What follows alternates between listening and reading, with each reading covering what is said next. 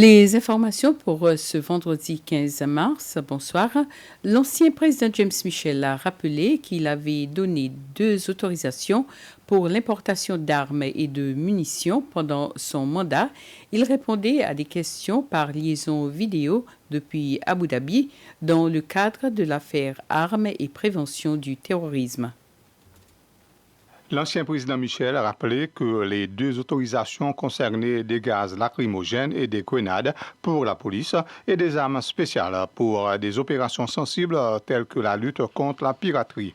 Répondant à d'autres questions, il a indiqué qu'il n'avait donné aucune autorisation pour que des civils soient en possession d'armes ou qu'ils les gardent à leur domicile. D'autres documents liés à l'importation d'armes lui ont été présentés, mais il a déclaré ne pas se souvenir de les avoir vus auparavant. Mais selon ces documents, les armes ont été importées légalement dans le pays pour les forces de défense.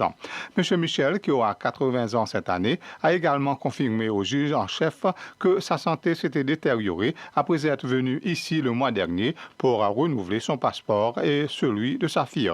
Il a dit que c'était à cause de la pression de l'avion et qu'il avait actuellement des difficultés à entendre. Il suit un traitement pour cette condition.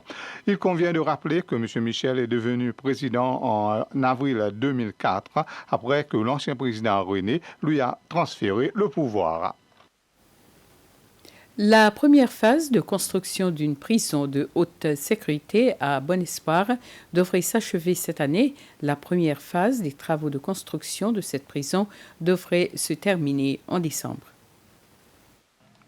Ce sont le ministre de l'Intérieur, Harold Fonseca, et le ministre du Terre et du Logement, Billy Rangasamy, qui ont posé les premières pierres du bâtiment lors d'une cérémonie ce matin.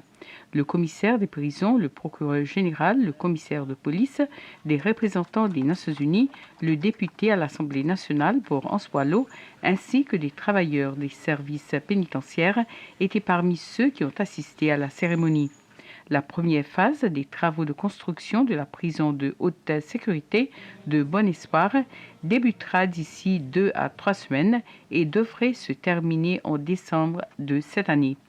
Le projet de construction de cet établissement fait suite à une recommandation de l'Office des Nations Unies contre la drogue et le crime qui stipule que les détenus devraient être séparés les uns des autres en fonction de la gravité des crimes qu'ils ont commis. Les activités de la fête nationale et de la fête de l'indépendance commencent dans quelques mois et le comité d'organisation des célébrations de ces événements nationaux a tenu une conférence de presse sur la question. Lors de la conférence de presse, le ministre désigné Jean-François Ferrari, qui est également président de ce comité, a annoncé plusieurs activités qui seront organisées pour commémorer la fête nationale le 18 juin et la fête de l'indépendance le 29 juin. Le but de la conférence de presse était d'informer les vendeurs agricoles ou les petites entreprises de faire les préparatifs nécessaires afin d'être prêts à vendre leurs produits lors de 2 événements nationaux.